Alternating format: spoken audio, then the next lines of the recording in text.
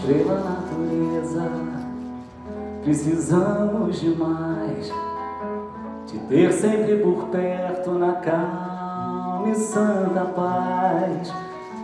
Nos morros e nos campos, no sol e no sereno, zelando por florestas, cuidando dos animais. Mulher e mãe de todos, o que será de nós se a força do inimigo calar a tua voz, que sai dos passarinhos, dos mares e dos rios, dos vales preguiçosos, dos velhos pantanais.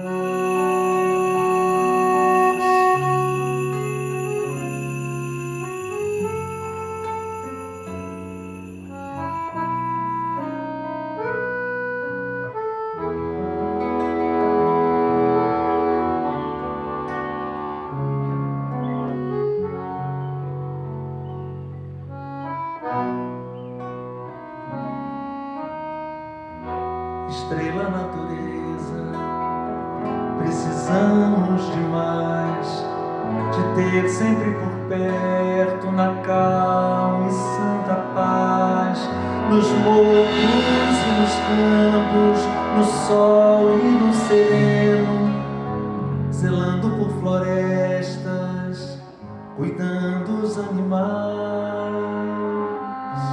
Mulher e mãe de todos, o que será de nós se a força do inimigo calar a tua voz? Que sai dos passarinhos, dos mares e dos rios, dos vales preguiçosos, dos velhos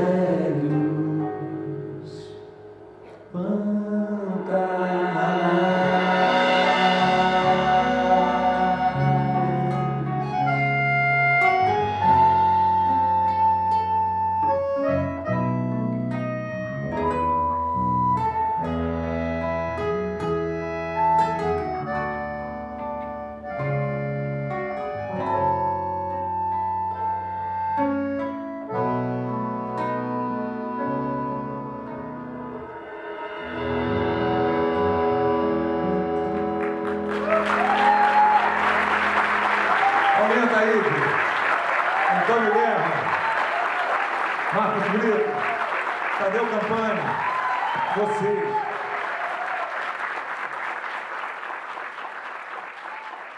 Para fechar a noite, vamos de Marimbondo.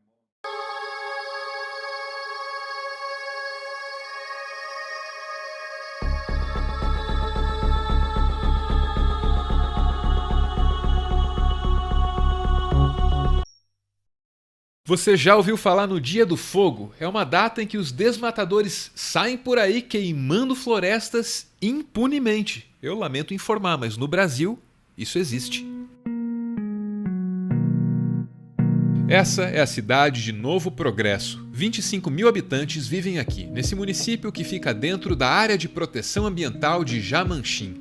A cidade é uma criação recente. Os primeiros moradores começaram a se estabelecer por essas bandas na década de 80. A emancipação política do município só veio em 1993. A economia de Novo Progresso movimenta cerca de R$400 mil por ano e está concentrada na extração de madeira, no garimpo e também na pecuária de corte. Novo Progresso também tem a própria imprensa, representada pelo jornal Folha do Progresso. Veio desse jornal tão pequeno, feito por uma comunidade tão pequena, o aviso de algo grande. Dia do Fogo. Produtores planejam data para queimada na região. E no texto do jornal você lê: o jornal Folha do Progresso conversou neste fim de semana com uma das lideranças. Elas querem o dia 10 de agosto para chamar a atenção das autoridades de que, na região, o avanço da produção acontece sem apoio do governo. Precisamos mostrar para o presidente que queremos trabalhar, e o único jeito é derrubando. E para formar e limpar nossas pastagens é com fogo, argumentou. Quando esse alerta foi feito no começo de agosto de 2019, o governo já tinha sido constrangido pelos dados do INPE, o instituto responsável, entre outras coisas, por monitorar o desmatamento da Amazônia. Em julho de 2019, o Brasil derrubou 278% mais florestas que no mesmo mês do ano anterior. O governo federal, bem ao seu modo, tomou medidas a respeito desse número tão assustador. O governo demitiu o diretor do instituto que divulgou esses dados.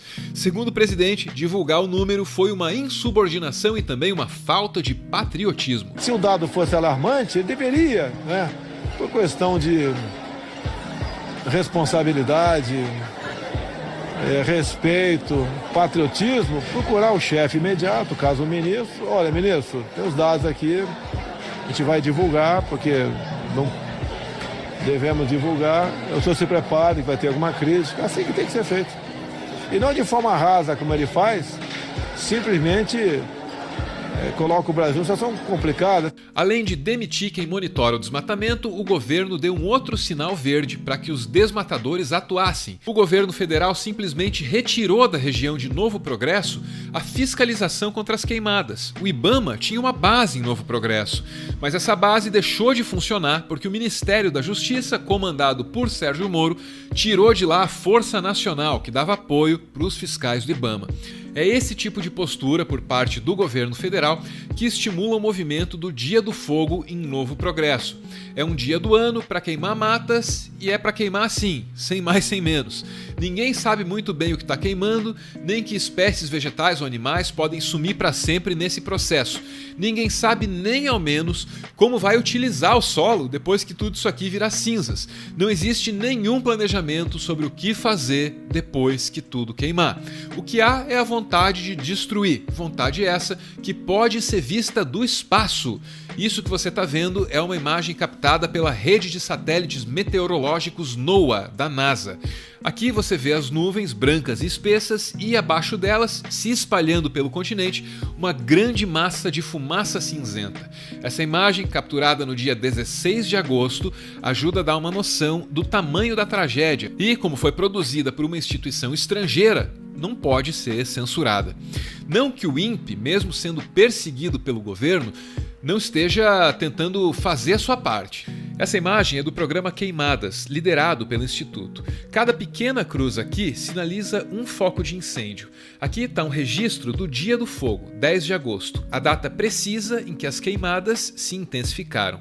No dia 10, foram 124 focos de incêndio na região de Novo Progresso. Era o recorde do ano, só que esse recorde seria superado já no dia seguinte. No domingo, dia 11, foram 203 casos.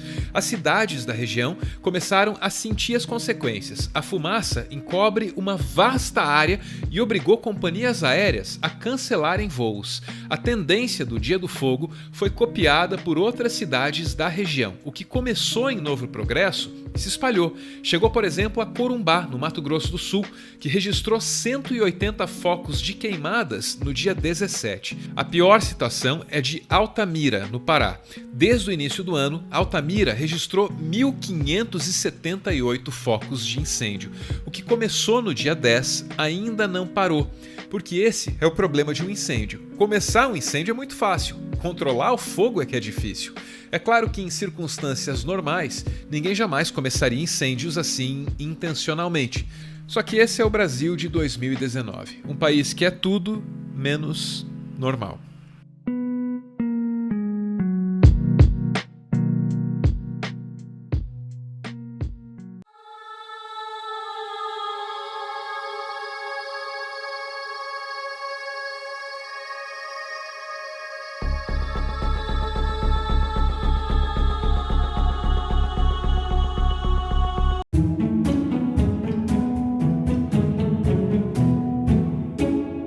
Un chiffre concernant la déforestation de l'Amazonie brésilienne a beaucoup circulé dernièrement.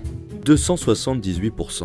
Une déforestation 278% plus importante en juillet 2019 qu'en juillet 2018.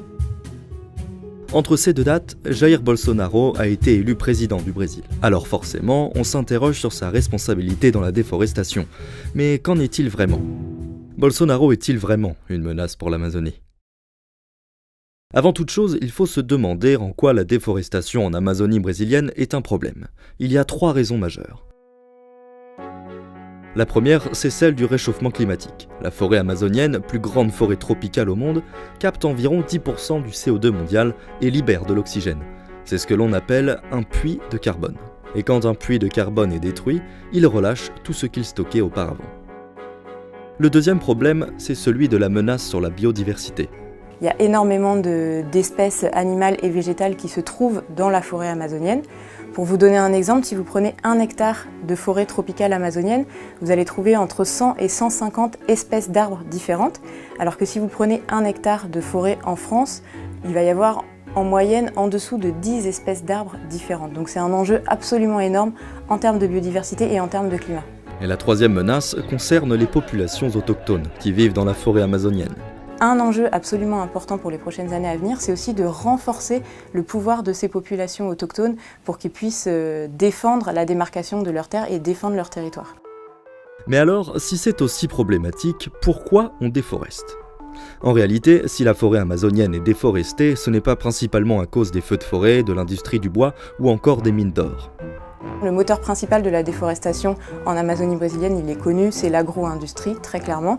C'est l'industrie du soja et l'industrie du bœuf. Aujourd'hui, en Amazonie brésilienne, vous avez 67% des terres déforestées qui sont utilisées pour les pâturages, pour ensuite faire paître le bétail. Et vous avez également le soja, qui est une cause indirecte de déforestation, puisque le soja s'est déporté sur d'autres régions. Prenons l'exemple de l'état de Rondônia, au Brésil. En 2000, et vu d'en haut, ça ressemblait à ça. 12 ans plus tard, la déforestation est bien visible. Donc ce phénomène n'est pas apparu avec Bolsonaro, et on peut se demander si la situation et les chiffres des derniers mois sont vraiment exceptionnels. En reprenant les chiffres de la déforestation sur les dernières années, on peut identifier 3 périodes distinctes. Entre 1988 et 2004, la déforestation se situe entre 20 et 28 000 km² par an. Puisque c'est toujours très pratique de comparer avec les terrains de football pour mieux se rendre compte, et qu'il existe même un convertisseur fait pour, 28 000 km², ça fait environ 4 millions de terrains de foot, rasés, par an. À partir de 2004, la déforestation chute jusqu'à 4 500 km² par an en 2012. Pourquoi ? Parce que le président de l'époque, Lula, a mis en place des politiques visant à encadrer et réduire la déforestation de l'Amazonie. Pour des questions environnementales, mais aussi de reconnaissance internationale, afin de montrer que ces questions sont importantes pour le Brésil.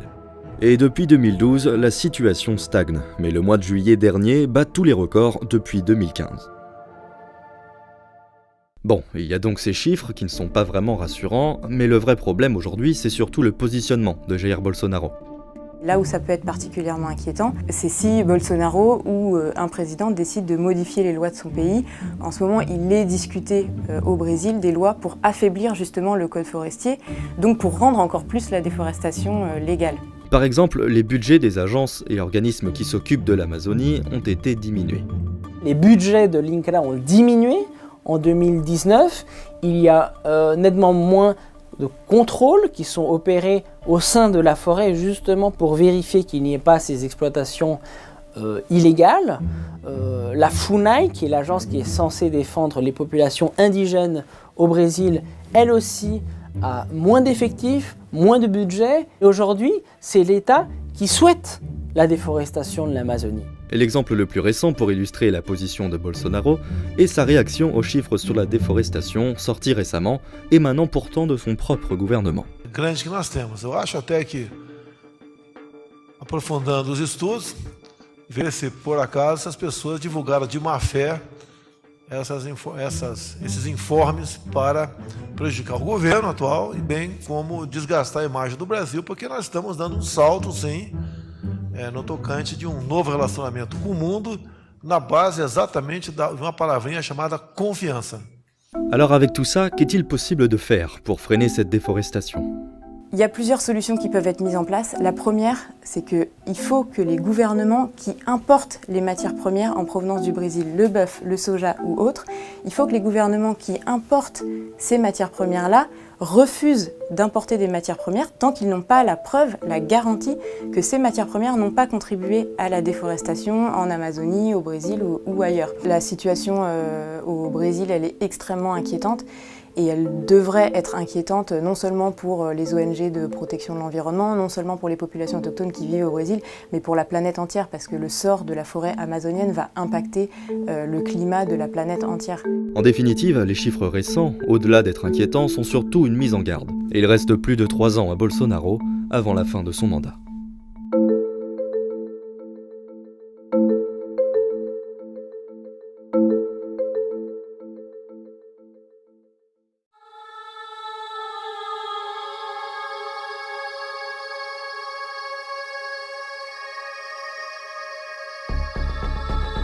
Presidente, eu estava assistindo atentamente a apresentação do colega ministro Braga Neto e na parte final ali no slide das questões transversais está o meio ambiente, mas eu acho que o que eu vou dizer aqui sobre o meio ambiente se aplica a diversas outras matérias.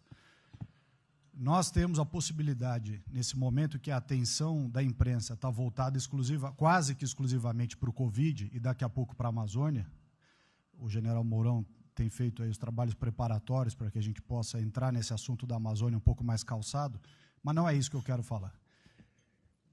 A oportunidade que nós temos, que a imprensa não está nos dando um pouco de alívio nos outros temas, é passar as reformas infralegais de desregulamentação, simplificação, todas as reformas que o mundo inteiro, nessas viagens que se referiu o Onyx, certamente cobrou dele, cobrou do Paulo, cobrou da Tereza, cobrou do Tarcísio, cobrou de todo mundo, da segurança jurídica, da previsibilidade, da simplificação.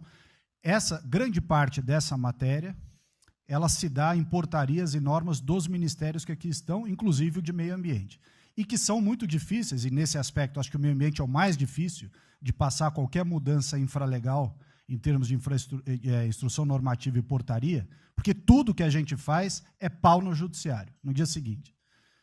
Então, para isso, precisa ter um esforço nosso aqui, enquanto estamos nesse momento de tranquilidade no aspecto de cobertura de imprensa, porque só fala de Covid, e ir passando a boiada, e mudando todo o regramento, e simplificando normas, de IFAM, de Ministério da Agricultura, de Ministério do Meio Ambiente, de Ministério disso, de Ministério daquilo. Agora é a hora de unir esforços para dar de baseada a simplificação de regulatório que nós precisamos, em todos os aspectos, e deixar a AGU, o André não está aí, né? E deixar a AGU de stand-by para cada pau que tiver, porque vai ter.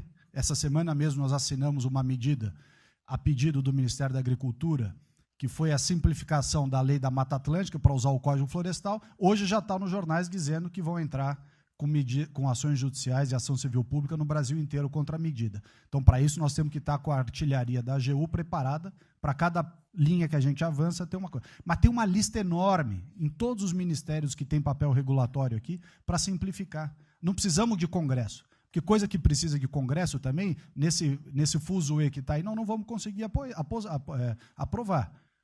Agora tem um monte de coisa que é só parecer, caneta. Parecer, caneta. Sem parecer também não tem caneta, porque dar canetada sem parecer é cana. Então, isso aí vale muito a pena. A gente tem um espaço enorme para fazer. Enfim, acho que essa é uma questão importante que estava aí nos slides, Braga Neto. Isso, exatamente. Bom, nós temos 2 casos centrais aí, um Ricardo Salles, outro a CPI. Hoje o ministro Pazuello, nossa senhora, o que ele chutou hoje lá? Vamos falar do Ricardo Salles. O Ricardo Salles era um dos grandes abusos. É aquele sujeito que diariamente ele te envergonhava as instituições. Ninguém consegue ficar tanto tempo assim envergonhando as instituições. Era uma humilhação constante a maneira como ele atropelava as leis, o pessoal que ele levou para o IBAMA, pessoal que... ex-PMs aqui, pessoas que eram ligadas aqui a problemas que ele teve, mas com uma disfarçatez, aquele senso de impunidade extraordinário. Aqui em São Paulo nós já tínhamos escrito sobre isso, tem um escritório de advocacia, aliás, OABs, vocês precisam tomar cuidado com isso. A lavagem de dinheiro através de escritório de advocacia. Tem que tomar cuidado com isso. Tá? Não é o advogado defendendo o criminoso, isso aí faz parte das regras aí. É a questão do Ricardo Salles, um escritório de advocacia, ficou secretário aqui do Meio Ambiente de São Paulo com Alckmin. O Alckmin também é de uma ingenuidade monumental, né? E lá o escritório dele teve um baita crescimento de faturamento. Parece que é mencionado hoje na ordem aí do ministro Alexandre Moraes. Daí ele vai para Brasília, ali aprontou todas.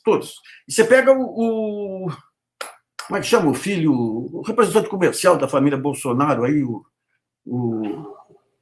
Flávio Bolsonaro, que anunciou outro dia que vai montar um escritório de advocacia. Nunca advogou na vida. Vai montar um escritório em Brasília. Para quê? É evidente que não é para advogar. Não é para advogar. Por que o Ricardo Salles dançou? Ele dançaria no Brasil de qualquer jeito. Os abusos eram demais. Aqui ele já saiu de São Paulo, aqui com o Ministério Público Estadual no encalço dele, por falsificação de mapas, aí visando permitir ocupação de reservas ambientais aqui em São Paulo, identificação de enriquecimento ilícito no escritório dele, vai para Brasília e se acopla aos Bolsonaro. E aí ele passa a usar toda a imprudência. Onde que ele dançou mais cedo? Você tem hoje um fenômeno que ninguém escreveu ainda, mas fica nítido hoje com essa notícia do Ricardo Salles, que é o seguinte: se você pegar os Estados Unidos, ele tinha toda uma estrutura mundial para combate às drogas, que tinha adidos em todas as embaixadas. Então ele tinha forças aí para todo lado, aí fazendo parcerias para todo lado contra as drogas. Aí. Aliás, era uma maneira também de justificar a interferência dele em outros países, que esse pessoal aqui da Lava Jato abriu as portas aí, né? Hoje, você tem os adidos para a questão de meio ambiente. E todo esse escândalo dele foi levantado por um adido da Embaixada Americana. Porque você teve uma carta que foi detida lá nos Estados Unidos. Quando vão pegar a papelada, você tinha autorizações aqui muito bandeiras. Não passava por aquele ciclo de estudos aí e de diagnósticos. Daí eles procuram aqui o IBAMA, o chefe do IBAMA, que teve uma interferência, uma intervenção aí do Ricardo Salles, conversa com ele, fala: olha, vai dar caca isso aqui, ó, cuida, vai dar caca. E eles continuam com aquela... sem medo do perigo. E daí você tem hoje esse inquérito do Alexandre Moraes, da Polícia Federal, que o Alexandre Moraes cita, extremamente detalhado. Só para dar uma ideia para vocês aí, ó. Sabe o que é isso aqui? Com tradução do Google. Washington Post. Olha o tamanho da manchete. Polícia do Brasil investiga ministro do Meio Ambiente sobre exportação de madeira. Isso aqui o que é? É o Guardian. Polícia brasileira faz batida do Ministério do Meio Ambiente por causa de venda ilegal de madeira. Esse aqui é o Financial Times. Polícia brasileira almeja ministro do Meio Ambiente investigação de contrabando. E faltou uma aqui que caiu, aqui, que é o Wall Street Journal. Ou seja, caiu, digamos, todo esse esquema que a gente cantava desde lá de trás. Se vocês pegarem todos os levantamentos que nós fizemos sobre esse pessoal ligado à devastação, ligado à mineração em terra indígena, ligado à indústria de armas, ligado à indústria do jogo, todo esse pessoal que bancou a ultradireita e bancou especificamente Trump, o primeiro-ministro de Israel, e Bolsonaro. Então era nítido que, no momento ou outro, isso aí ia ser levantado. Então, foi feito toda a investigação pelo adido aqui da Embaixada Americana, encaminhado para a Polícia Federal, que fez um trabalho meticuloso. O Alexandre de Moraes autorizou a entrada na casa de todos os suspeitos. É um capítulo extremamente importante, porque mostra o seguinte: esses funcionários que foram cooptados aí por esquemas de corrupção, achando que tinham... Porque o que ele fez? Ele levou gente de fora, gente que atuava com ele na CETESB aqui, gente polêmica, levou para lá e cooptou pessoas internamente que pudessem fazer o jogo dele. Esse pessoal vê aquele poder que ele aparentava ter e acabam sendo cúmplices. Agora você vai ter, não só para ele, mas para toda a estrutura do governo Bolsonaro, o risco que é você fazer esse tipo de jogada. E o nosso entrevistado aí, que eu vou convidar para entrar na sala aqui, é o Denis Rivas, que é presidente da SEMA Nacional, que é a associação, é grande a sigla. Como é que é mesmo, Denis? Boa noite, Nassif. É a Associação dos Servidores da Carreira de Especialista em Meio Ambiente. A gente contempla os servidores do IBAMA, do Instituto Chico Mendes, do Ministério do Meio Ambiente e também do Serviço Florestal Brasileiro. Denis, se não tivesse funcionário de carreira dentro do Estado brasileiro, concursado e tudo, esses crimes seriam desvendados? Certamente não, Nassif. Certamente a gente estaria aí mais próximo do que foi vivenciado no período da ditadura militar, né? Quando os crimes aconteciam, os desmandos aconteciam e a imprensa já era censurada, mas mesmo quando tomava conhecimento, né? Tomava conhecimento de superficialidades, né? O que a gente está presenciando hoje é um raio-x aí da criminalidade, né? O que deve aparecer dessa investigação aí é uma verdadeira devassa, né? Daquilo que a gente já estava denunciando há muito tempo, né? Já estava muito claro que tudo que o Salles fazia tinha ilegalidades do princípio ao fim, né? E por isso é um dia muito importante para a gente. Aliás, só uma dica para parlamentares que eventualmente estejam assistindo a gente. Se for abrir uma CPI do meio ambiente, investiguem aí a liberação de financiamento para esse pessoal que faz reciclagem de lixo, que é uma atividade relevante, mas que tem muita coisa obscura aí também. Denis, quais são os pontos centrais que deveriam focar aí uma investigação de CPI ou da Polícia Federal sobre os prováveis supostos crimes aí de Ricardo Salles? Bom, essa ligação do Salles com os madeireiros, né, eu acho que já é algo que chama atenção de cara, né?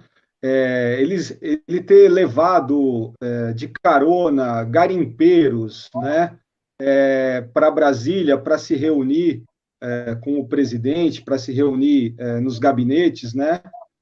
Também chama atenção e certamente tem algo de legal aí, né? Ele vivia fazendo reuniões a portas fechadas, sem participação técnica, né? Sem nenhum embasamento legal. A gente tem denunciado já o programa Adote um Parque, que foi feito também todo a portas fechadas, e ele anunciou o programa já com os primeiros adotantes, sem que nada tivesse sido publicado no Diário Oficial, né?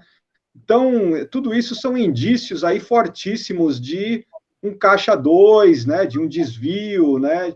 Que deve ser aí investigado e certamente vai aparecer coisa muito, muito feia aí pela frente ainda. Denis, quais são aqueles postos chave aí que foram ocupados por gente do Ricardo Salles? Bom, no Instituto Chico Mendes é simplesmente toda a diretoria, né, do Instituto Chico Mendes é composta por policiais militares aqui do estado de São Paulo.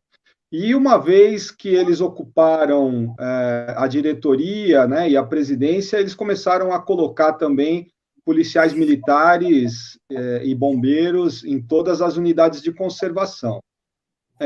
Chama atenção também no IBAMA, né, boa parte da diretoria também é composta por policiais militares.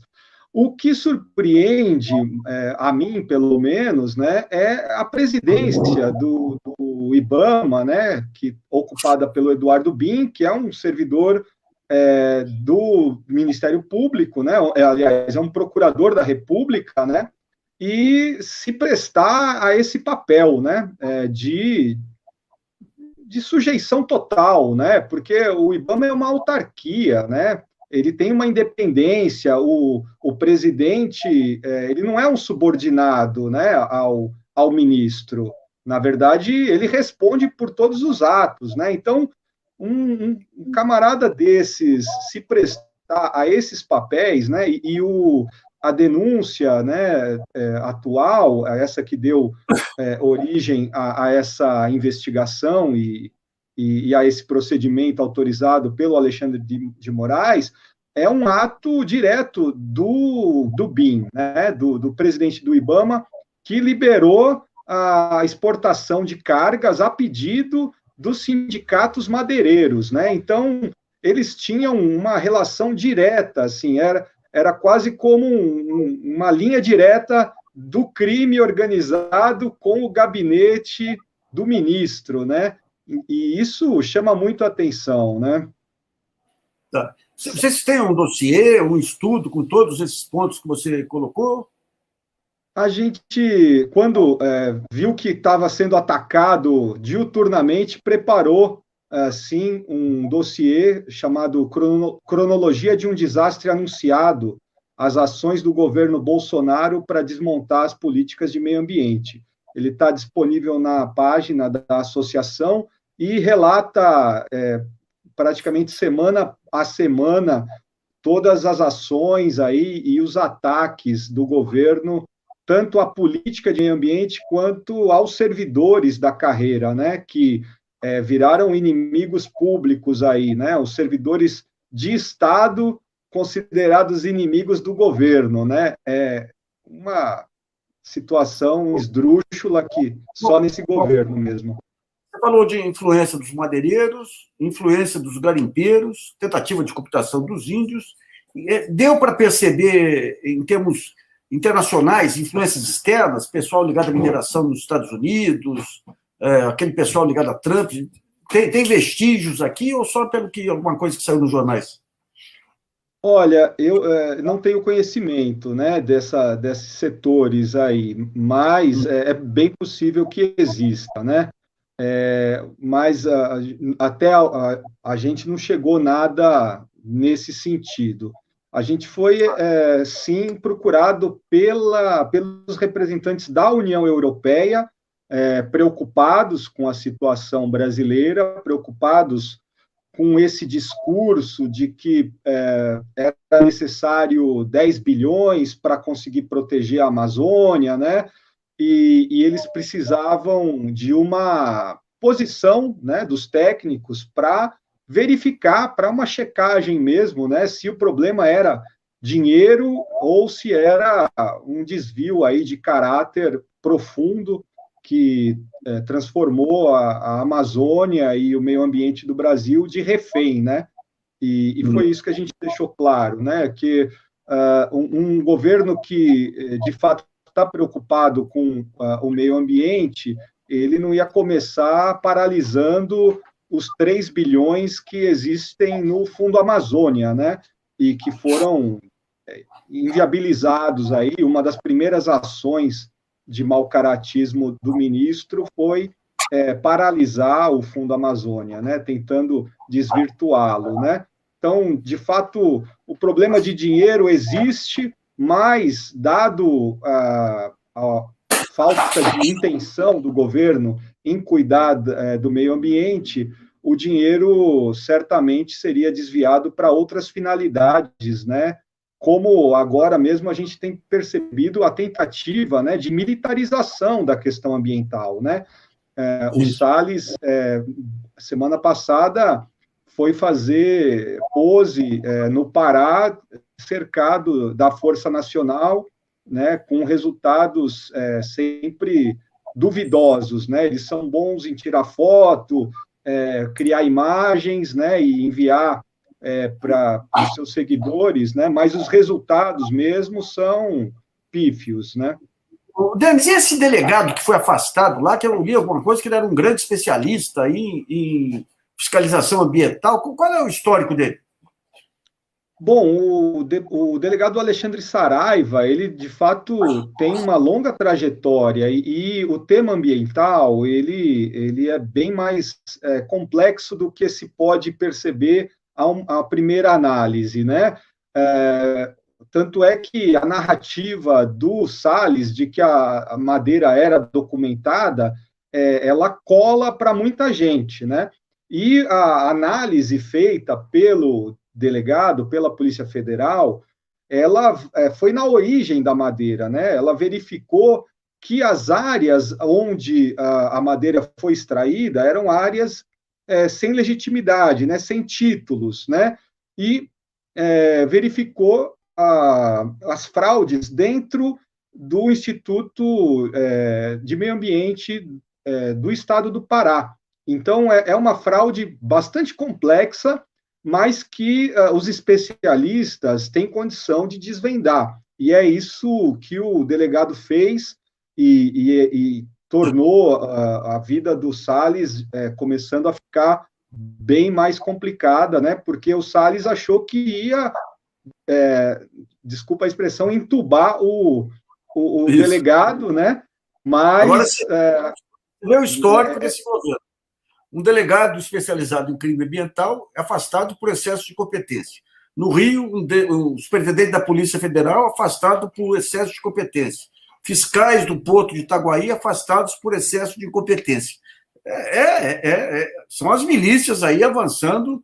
Vamos ver se agora tem uma reação.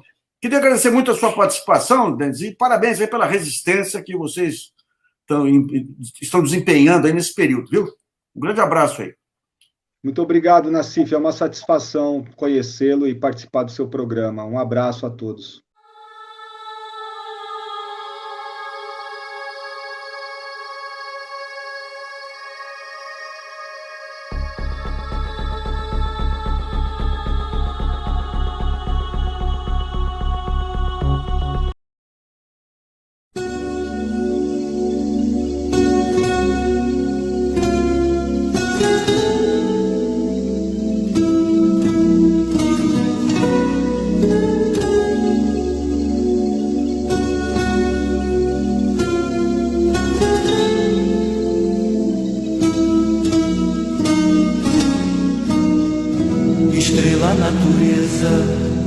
Precisamos demais te ter sempre por perto, na calma e santa paz.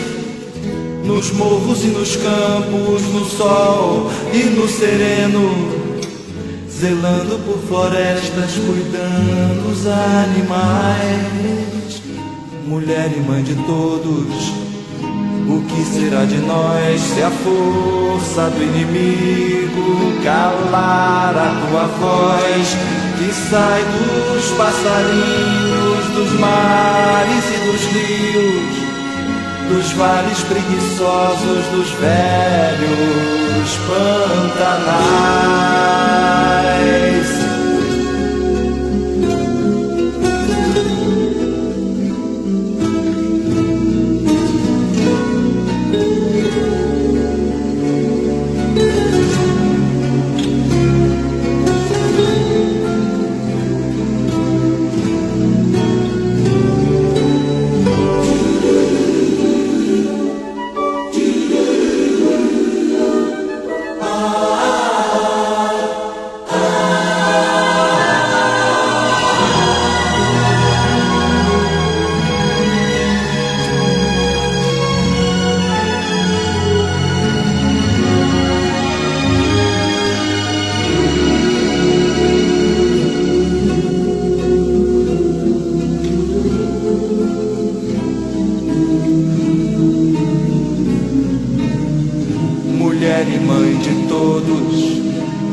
Será de nós se a força do inimigo calar a tua voz, que sai dos passarinhos, dos mares e dos rios, dos vales preguiçosos, dos velhos pantanais.